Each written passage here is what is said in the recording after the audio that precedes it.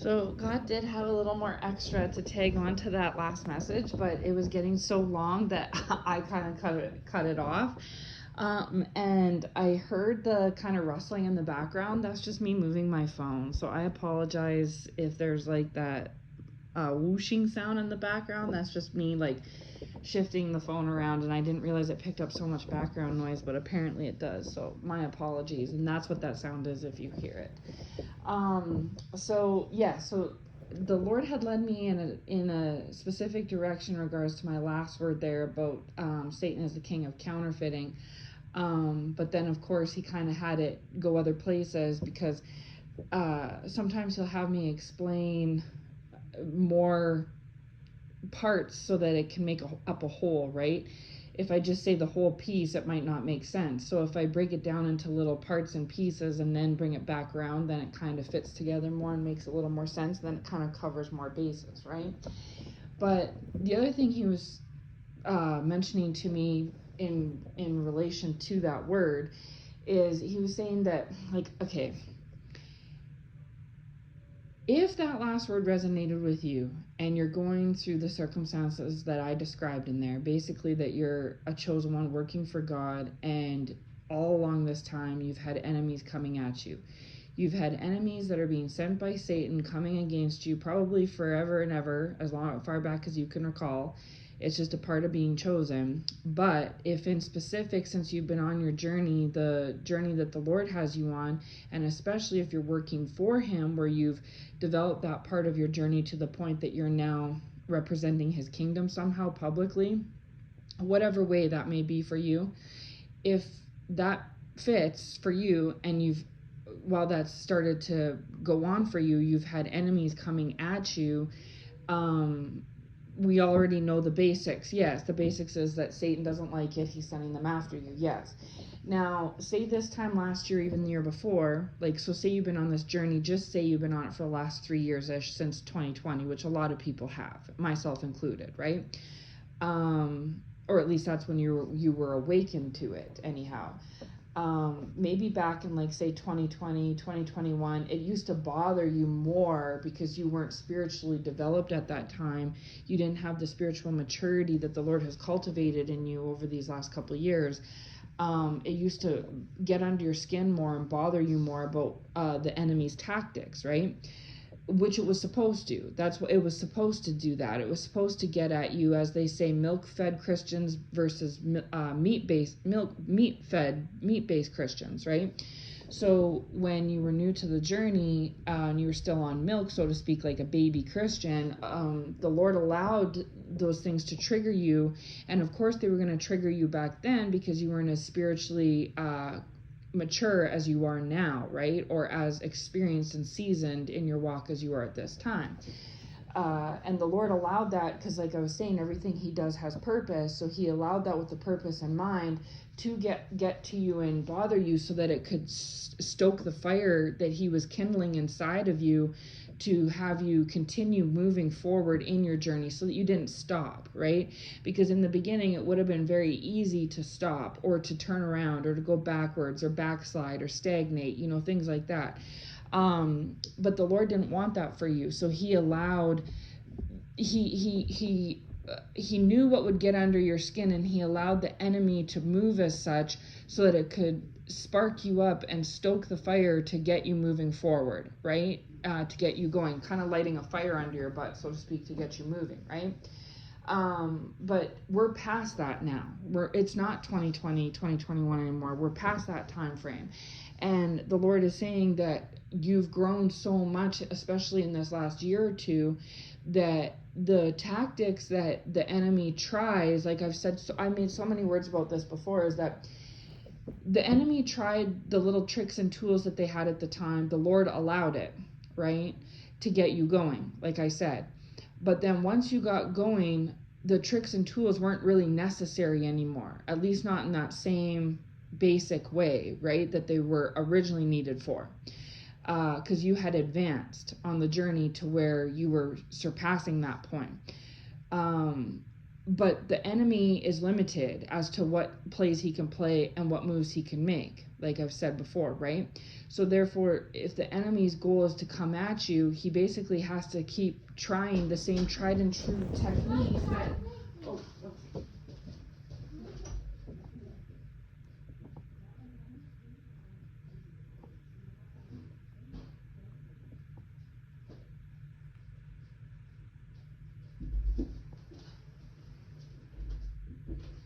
sorry about that. That was my little guy. I might get the odd interruption here and there. You never know. These videos are raw and unedited. Yeah, so I forget where I was going with that. Sorry, that interrupted me. But yeah, so basically you've advanced past that. So the enemy is limited in what plays and moves he can try and do, right? To try to set you off. And so it doesn't stop him. He will still try the basic things, like I've said in other words, like, so if you, like for me, for instance, I used to smoke cigarettes, right? I've said that before. I used to smoke cigarettes and I quit, thanks to the glory of the Lord. I no longer smoke, but do you think that means that Satan doesn't try on an almost daily, weekly basis to try to get me to go back to smoking? You know, he can't come up with something new. So instead, he'll just try over and over and over and over again to try to get me to fall back into the trap of the sin cycle of smoking. Even though I haven't smoked in many months, it's actually been over a year. Even though, you know, I don't do it anymore, I don't want to do it. You know, we're way past that. I've advanced since then. You know, it doesn't stop him from continuously trying on a day-to-day basis. Up to today, you know, to try to get me to go back to smoking, right? Well, it's the same thing. He only has his limited plays, so he'll try and play them over and over and over again. He doesn't exhaust it, just trying to get you to fall back into the same old sins. So, but the Lord knows that he's advanced you past that point, past that temptation, right? So my point in saying that is that your enemies being sent by Satan are trying to use the same tricks and traps that they used back when, that may have got a rise out of you back when, but you've grown since then, and they know that you have, but instead of catching up to your momentum or getting with the times, because they're sent by Satan, they can't help but use the same tricks over and over and over again, hoping for the same outcome that they may have witnessed in the past. But the Lord is saying that as long as you continue your journey with him, you've advanced and graduated so far, and you're going to continue to elevate and grow and advance, that not only will that not work, it will never work. Not even today, not next month, not next year, not the year after that, right? Because you've already surpassed it, and you're just going to continue to surpass it. So it'll be more of a speck in the dust in the future than it is today, and et cetera, right? So that's why you maybe have noticed the enemy still trying these same tactics from the past that you knew maybe did work on you because the Lord allowed it to back when, but it's not going to anymore. And so at this point you can kind of just laugh at it, right? Because it's almost laughable, right? So with that said, in the past, the enemy, one of the tricks that they would use, and I mentioned this in the last video, is that they would consult tarot readings on you. Either they would do them themselves or typically pay someone to do it, or listen on tarot videos on TikTok, YouTube, social media, etc. Because the tarot was it's designed to confuse them, and the Lord knows that, because he's not going to allow the enemy to catch his child, so to speak, to wrangle them. They think that they're going to stay 2 steps ahead of you and counteract your next movements through the dark arts, through witchcraft, through tarot, crystals, things like that. So they've been getting tarot readings on you for months and years now, depending on your situation, right? And it's never really been fruitful for them. And maybe in the past they thought it was, because maybe the Lord allowed it to kind of look fruitful, but it was mostly just to, again, cultivate you and harvest you and get you advanced and pushed forward, because everything works out to the good of those who love the Lord and are called according to his purpose. So he even works the bad things that are against you for your good in the end, right? So even if they did seem through smoke and mirrors and false illusions like they were successful, they were only successful because the Lord allowed that situation to motivate you and push you, to give you momentum and push you forward, right? Because, and also ultimately to confuse the enemy. So because the enemy saw this little spark of success, they continued to go down that avenue. And because they continued to go down that avenue, they themselves got caught in the spiral, Satan's web and his spiral, and went down the rabbit hole, right? And got stuck down there. So here it was, what they thought was a trick or a tactic against you, ultimately at the end of it pushed you a mile ahead and caused them to fall down a mile themselves. So you went forward and they fell back. And that's how the Lord operates, right? So now fast forward to this year, say, because we're already 2 months into 2024, into this year, now they're still consulting tarot on you. They do it on a daily basis, and nothing's changed. It's still giving you momentum forward, pushing you forward, and it's still causing them to backslide and digress and fall down, right? And getting them going round and round and round, like in a maze. So the Lord was in 2021 working it out for your good, and he's still today at this very moment I'm speaking working out for your good, and next month he'll still be working it out for your good. So their tarot readings are actually backfiring on them. They've always backfired on them, but they're stuck in that never-ending loop, that never-ending maze of going around like a dog chasing its tail, right? Not understanding. So this message here is a little bit part 2 of the first message. There is to say, like, whether you knew it or not, your enemies, if my first message resonated with you, and if what I'm saying right now resonates with you, whether you're aware of it or not, your enemies that have been coming at you and that continue to come at you, that are sent by Satan, they consult tarot readings to know what you're doing, if what they've done has worked, where you're at this point in time, what they could try in the future to go against you, like what could maybe, what obstacles they can send down the road. So they hear in their tarot readings, and this is everything the Lord was telling me on the last message, but I didn't get a chance to mention, but they hear, say for example, they hear in their tarot readings, the tarot readings tell them that you as God's follower, or whoever they're going against, right, you are the enemy in their world. You're gonna fall, and you're gonna lose everything, and you're gonna have a hard time. They actually believe that. They're like, oh, it's successful. See, the tarot reading said that they're gonna fall and they're gonna lose everything. But the Lord is saying that that's actually for them. So the bad news that they're hearing in their tarot readings that they think are on God's people are actually the bad news for them. So they're literally hearing about their own bad news. They are hearing about a future, all right, their own. But Satan has them so spiraled and so delusioned and confused that they think that they're turning it around and projecting it onto you. It's like that meme you see where you're looking at a 9, the number's 9, but the enemy sees it as a 6. And then when the number is a 6 and you know it's a 6, the enemy sees it as a 9. They're seeing it backwards. So and the Lord is saying that they're narcissistic. Satan's a narcissist. He's the king of narcissists. And so he has his children completely full of narcissism.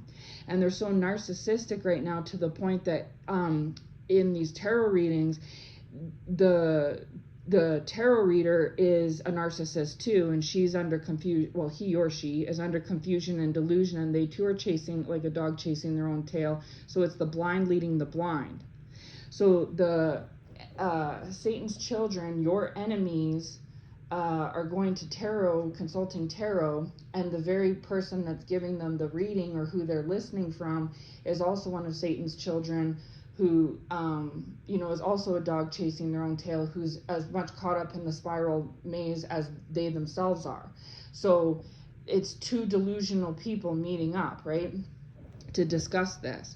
And the Lord is saying is that he's designed it that way. That's why he allows them to consult tarot. That's why he allows this to happen, is because it's no different than when you start, the Lord is saying, when you start like an addiction, if you're going through a stressful time and you go start drinking, yes, it can give you that euphoric experience at first where you're feeling like, oh, this has allowed me to forget my problems. It becomes like a crutch, right?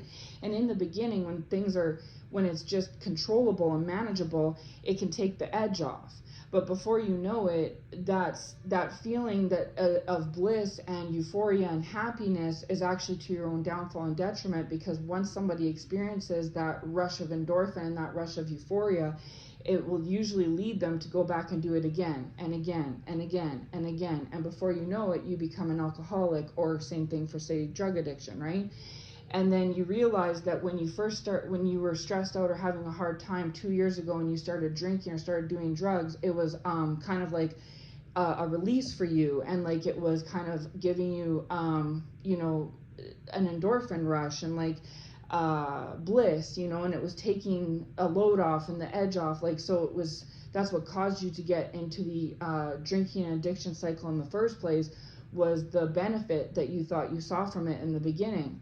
And that's the false illusion. That's what Satan does. He hides, he puts, it's like he takes something ugly and puts a beautiful mask on top of it. So really, truly what it is something ugly, but it's got this beautiful mask. So it looks like it's beautiful, but it's really, truly not.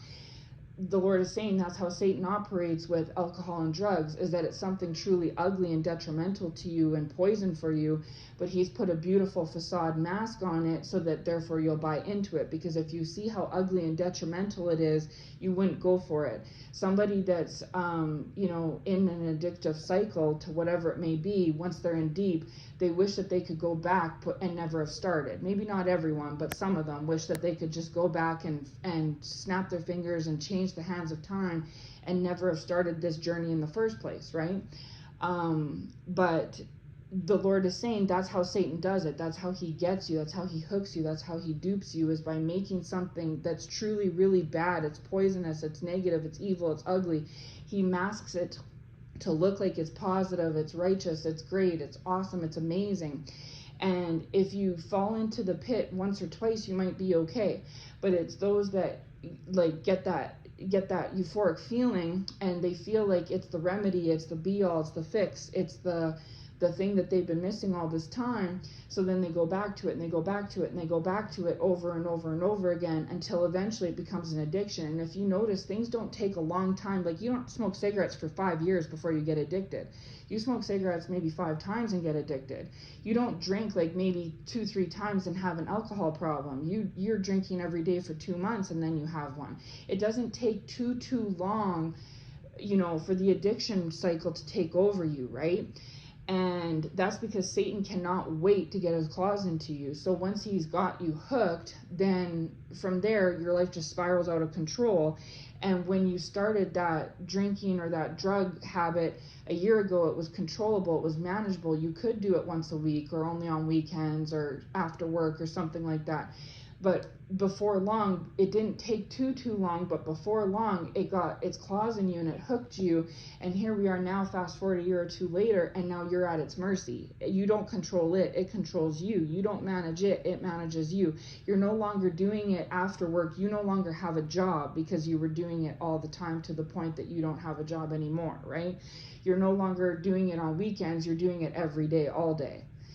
And so now you can't get yourself out of it. You're stuck in that cycle, right? And so the Lord is saying that same kind of analogy applies to where the tarot is that because at one point in time, the enemy got what they thought were results from said things, they continued to consult over and over and over and over again, to where the more that it did, it became almost like an addiction, a cycle anyway, whether they realized it or not, and an evil, poisonous one, just like the drinking and drug example was. And it caused them to spiral down in and of itself, right? And so sometimes what happens when someone has a drug problem is that they've spiraled down so low that they think, well, why not just keep doing it? What do I have? I've already lost everything anyways. I may as well just keep up with what I'm doing, right? It's the same thing with the tarot. They're so far gone into it, and they saw that success once, or so they thought. The addicts saw that euphoria once, or so they thought. So they're constantly chasing that original sensation that they first had, and hoping for different results, right? But you're not going to get different results. You and I both know that the addict is never going to get, as long as they stay in the cycle every day, they're not going to receive different results, right? It's just going to keep going round and round as the days and weeks go by. Well, it's the same thing with the tarot, is that your enemies have consulted it so much, and the Lord, and it is evil and it's not good, and they're doing it to go against God's children. So he's allowed the enemy to deliver them into their sin and deliver them into their, as they say, reprobate mind, which is the very same. So when we're in full-blown in an addictive state, we're in our reprobate mind, right? Where it's kind of like the Lord has left you to your own devices, and therefore you understand that it's maybe like got the best of you, but you don't know how to overcome it, and you're so inundated and saturated in it that you don't really know how to go any other way. Like a maze, like I said, a maze where you saw the entrance when you went in originally, back when you figured out, you knew how to get out, you figured you knew your boundaries, things like that, and all of a sudden next frame, before you can blink, you're stuck, you're trapped. If you move to the right, you can't get out. If you move to the left, you can't get out. You can't go anywhere, you're stuck in it, right? And then you try and go this way and you end up back at the beginning, and then you go this way and you're back at the beginning. That's what Satan does. He creates a maze, whether it's through the tarot or through the drinking or whatever sin cycle it may be, and it starts to feel like where you're trapped in it and you can't get out. And then you start to become aware that you're trapped, just like you would be in an actual maze. Hey, I'm trapped here. And you're trying to get help, and you're struggling to get the help, and you think no one cares and no one's coming to help, right? So it just keeps getting you going round and round. And the Lord is saying that as long as these enemies keep consulting the tarot, they're going to continuously find themselves spiraling deeper and deeper down into the proverbial maze. As long as they continue to entertain their addictions, whatever they may be, they're going to continue to find themselves spiraling down into the proverbial maze. Yes, they feel the way they feel, and they're right to feel that way, because the Lord has left them to their own devices. He's left them to their own reprobate mind. So they're not crazy to think that they're stuck or trapped, because they really are. They can get out of it. They would need to go to the Lord and repent for their sins, as all of us, that work for the Lord try to tell them through our prophetic words, through church, through pastors, mentors, etc. They need to go to the Lord. And trust me, some of them have. Some of them have went to the Lord. And maybe even some of them have repented. But because they won't take that step, the very first step to get out of any type of an addiction is you would have to stop, right? That's why they have detox and rehab and things like that. You would have to actually stop it. That's step one, right? How can you heal from what you've done or been through if you don't stop? And that's what gets the addicts, is that they don't stop. They just continue to go, right? It's the same with the enemies following the tarot, is that they've been told numerous times that they just need to stop doing it, but they're addicted to it and they're stuck in it, and they keep hoping that, things are going to change for them and it's going to have a different outcome, but it's not. As long as you continue to stay in your addiction, you're not going to come out of it. And as long as they continue to consult tarot, they're never going to, they're just going to get deeper and deeper in. You're not going to get the result you want, whether it's battling with the tarot thing or an addiction, while continuously doing it over. The only way to stop it to get out of it, is to stop it, right? Once and for all. And the Lord is willing to help them, but they also have caused judgment on themselves at the same time, because of the fact that the Lord warned them numerous times not to fall into the tarot trap. And, on top of that, it's not like they were trying to get readings so that they could have their own benefit. Like, I want a reading so I know what my career's next move is, what to do next in my career. Or I want a reading so I can find out if I'm going to be married in 5 years. That's not what they were doing.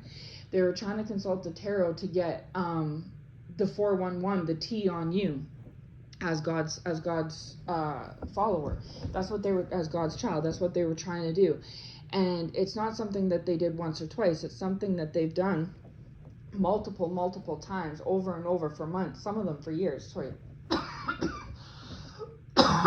Sorry. I'm not sick, nothing. Just devil doesn't want me talking. Sorry, devil, but I'm going to say what I got to say. The Lord puts it on me. I'm speaking for the Lord right now. So yeah. Sorry about that.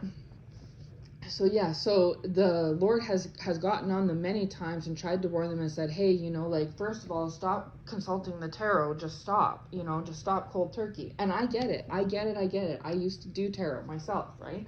I made a word about that in the past about my tarot cards testimony. So again, not throwing shade, but as they say, tough love, right? You have to call it for what it is. If you were going to detox or something for an addiction, they don't hold your hand. They're not sitting there begging you to stay. You have a choice. You either choose to do it or not, but it's what you need to do for yourself, right?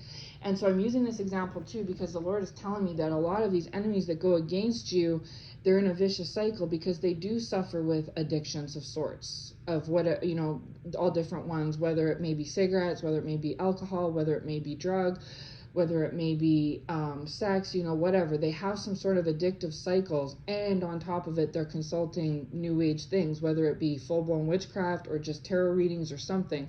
But they're involving both sides in their life, addictions and new age. And because they're doing new age, these addiction cycles are getting worse. And because they're doing these addiction cycles, this new age cycle is getting worse.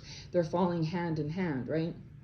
So due to judgment and the fact that they're going after God's children and the fact that they won't stop, the Lord has left them to their own reprobate mind and their own devices, kind of like, well, if you want this so bad, you go right ahead, but you're not going to succeed. If you continue to use, your addiction, whatever your addiction may be in your life, your crutch, you're going to continue to find yourself falling further and further into the maze and further down the hole. And if you continue to consult new age, especially on my child, you're not going to get anywhere. You're just going to keep chasing your tail like a dog does, going around in circles. They're not achieving anything of what they're wanting to achieve. And then on top of that, because of the reprobate mind and the fact that they're stuck in these holes and stuff and cycles, Satan is the king of narcissism and the king of deceit and disillusionment, confusion, and lies. So on top of that, they're full of delusion, confusion, and deceit. So they deceive themselves, they deceive others, and they think that you as being God's child is the deceitful one, right? That's what Satan has tricked them into thinking. And they want to believe these lies because it allows them to feel better. Like, it makes them feel better, because to think to themselves that they did this to themselves, or that you were never what they thought you were, or that it was always backwards. Like, so when they're sitting here going against you thinking you're the bad guy, they were actually the bad guy. And that while they're sitting there thinking they're the great one and you're not, that they're not the great one, to think that they've done this to themselves, bought into Satan's lies, did a deal with him, and that you were never going against them, you never had a bad agenda. Like, maybe everything that they said in their mind about you was wrong, and maybe everything that they said about you was wrong, and maybe everything they told others about you was wrong. Maybe everything to do that they have been, the scheme that they've been working in their life for the last 1, 2, 3 years, all of it was themselves, being their own enemy, going against themselves, that you had nothing to do with nothing. To know that, just, they cannot even digest that at all whatsoever. It actually makes them want to jump even more into the addiction cycles and into the new age and stuff like that. So that's how it even goes further and further around, is because when they have these moments of clarity in their situation that the Lord has given them, like, here's a clarity moment, here's another clarity moment, here's another clarity moment, and they have these like moments of clarity, the Lord's doing that not to hurt them, but to try to get them to see, because, just like myself and you, we were of the world, we were in sins, we were in cycles, I was in addictions, I get it, I was smoking, I was in tarot, I was all this stuff, right? That's how I know how to say what I'm saying, because I was there. The Lord is doing it to get you to, one of the only ways you can lose weight is to realize you need to lose weight. If you need to lose weight and you constantly tell yourself, no, my weight is good, you're never going to lose weight. The Lord needs to give you that moment of clarity of like, wow, I couldn't wear my old pants from last year, maybe I need to lose weight. wow, I had a hard time getting up and down the stairs today. Maybe I need to lose weight. You know what I'm saying? It's the same idea. The Lord is trying to give them these moments of clarity that they're viewing as punishment and detrimental, but really it's a blessing, because when we have these moments of clarity, that's what allows us to get ourselves right. That's what allows us to get ourselves clean. If you talk to any past person that's given up any sort of an addiction cycle, they'll say that they got sick of themselves. They had enough of it, right? Those that survived anyway. And that's what allowed them, whatever it may be, because they had a child, they had a partner, their family cared about them. It was something that caused them to have moments of clarity, and they had an option. When that moment of clarity came, they could have dismissed it, or they could have took that moment of clarity and used it to better themselves. It depends on the individual, right? So the Lord has been giving them these moments of clarity so that they can help themselves to really see themselves in the mirror, so to speak, right? But a lot of them, they can't take that reflection. They can't handle the cold, hard truth. So therefore, that's just actually causing them to go further down into what they're doing. And don't get me wrong, there has been times where they have kind of pulled themselves out a little bit, pulled themselves up, pulled themselves out, but then it became too overwhelming, too hard. And it's the pride. They think that means that you've won, that you succeeded them, that they've wasted all this time, all this energy, all this money, all this effort. And the truth of it is that they have wasted all this time, money, energy, and effort. It's the cold, hard truth. But sometimes the Lord is trying to make them understand, would you rather come to the cold, hard truth reality that you've wasted this last 1, 2, 3 years, or do you want to waste another 5, 6, 7, 8, 9, 10 more years? You can't go back and change the fact that you already wasted all of this time, money, effort, and energy. No, but if you stop the cycle now, you don't have to waste any more, right? And so that's kind of what I was saying in the last word, is that the Lord will take you as a cubic zirconia and refine you, put you through his refinement process. And yeah, it takes time. Yeah, it takes effort. Yeah, it takes work and patience. But how bad do you want to be relieved from your reprobate mind, right? And then if you do that, put in the effort, the Lord will in time refine you, right? That's what he wants to do. He does want to refine these people, your enemies. He does want to, and eventually they are going to be led to him, right? Because it'll get to where they're so far down in the maze and the spiral that they have nowhere else to go. And the Lord is leaving the choice ultimately up to them. Their choices have led them to this point so far, and their choices will continue to determine the future and the outcome for them, right, as to what comes up next. But there's also an element of judgment to it, right? I had to go through judgment too of the things that I had done in my past before I could be redeemed and delivered from it, right? It's the same thing with them. They will have to face their judgment, and some of them don't want to face their judgment because they know that it's going to be hard, it's going to be tough, and if it entails and means going through some of the things that they put you through, they know what they did, and so they can't even imagine, because they're not as strong as you and they know it, in every way, so they can't even imagine having to be in that same boat. They can't, it doesn't even enter their minds because it's not even a thing for them. So it's just, yeah. So anyways, again, the Lord's leading me down into all the different avenues. But yeah, so the Lord is basically just saying that because Satan is the king of narcissism, and delusion and confusion, unfortunately, his children, his followers, whether they realize it or not, they too are full of narcissism and confusion and delusion. And because of this narcissism, this confusion and delusion and the pride, when they consult their tarot readings and the tarot reader, who's just as blind and reprobated as they are, by the way, the tarot reader gives them messages that say, this person's going to fall and this person's going to succeed. Their narcissism and their pride instantly makes them believe, because of their reprobate mind, that you're the villain in the story and they're the hero. So you, as God's child, is going to suffer the hardship, right? And the so-called downfall that the reader is picking up or thinking they see or whatever, and that they are going to come out on top, and that they are going to be the hero and the victor and all this stuff. So the Lord is saying that they're the villain and you're like, whoever, they're the villain and you're the victor. Whoever follows Satan is the villain and whoever follows the Lord is the victor. Point blank, period. Okay? But because of their reprobate mind and their spiral cycles, like I was just speaking about, when they hear, it doesn't matter if it's a tarot reading or a prophetic word, because they go back and forth. Okay, they do tarot, they do prophetic word, they do tarot, they do prophetic word, because they know you follow prophetic word or you're in the prophetic part, so they want to know what you're doing to try and sidestep you there.